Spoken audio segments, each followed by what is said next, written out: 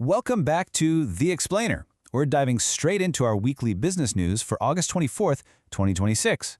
If you're running a business or managing a team right now, you already know we're in the middle of a massive compliance squeeze, not to mention some pretty intense economic pressure. So today, we are unpacking exactly what is eating into your margins, how the labor market is reacting, and most importantly, the actionable steps you need to take this week to keep your operations compliant and thriving. Let's get right into it.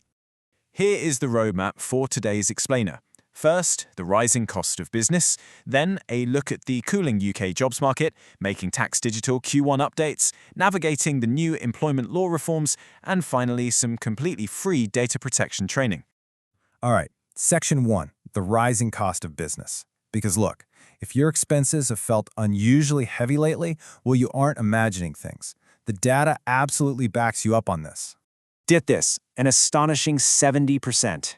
The British Chambers of Commerce just ran the numbers with their new cost stack calculator, and they found that government policy alone has pushed up an average firm's expenses by 70% over the last decade.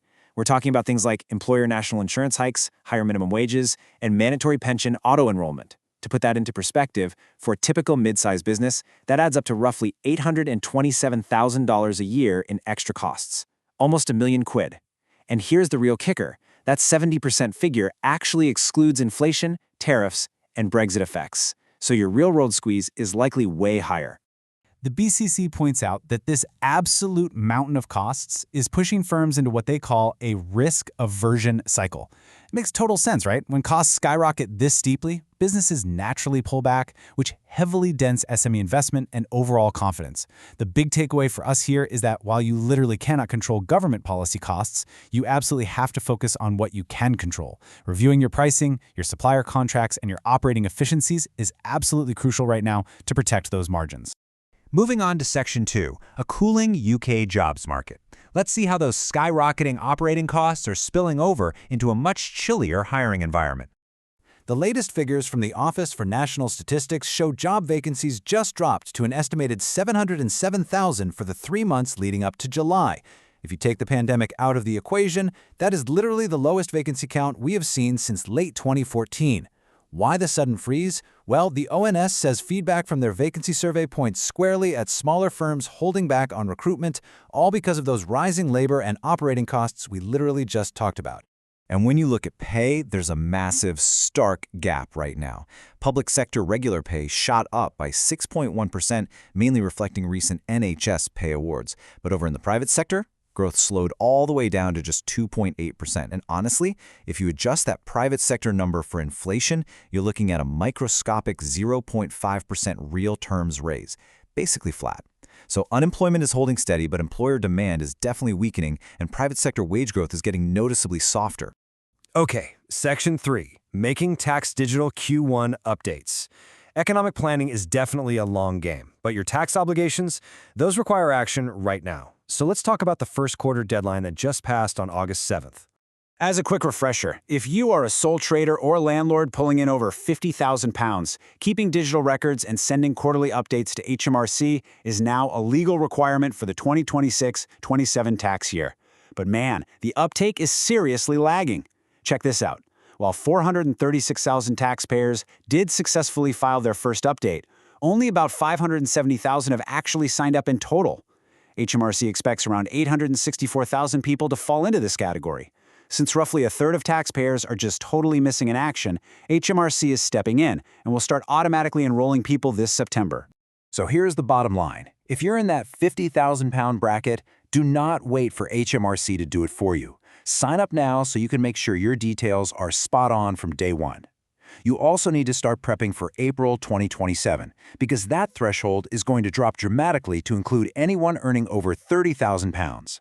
And when that happens, they're bringing in a strict points-based penalty system. Basically, you'll rack up points for missed deadlines, and eventually that turns into real fixed financial penalties. No one wants that. The time to get your digital record-keeping sorted out is today. Right, on to Section 4, navigating employment law reforms. Let's look at another area that's really tightening that compliance squeeze, the phasing in of the Employment Rights Act 2025. This is one of the biggest shifts to UK employment law we've seen in years. Now, the Act is being phased in over 2026 and 2027, but you need to know that several day one rights are already legally enforced today. We're talking statutory sick pay from day one with that lower earnings limit completely removed, plus immediate paternity and unpaid parental leave, bereaved partners' paternity leave, and much stronger whistleblowing protections for sexual harassment. You've got to review your HR policies, your payroll, and your manager guidance immediately. But remember this crucial distinction. Day one leave rights don't always guarantee day one pay rights. Just keep that in mind.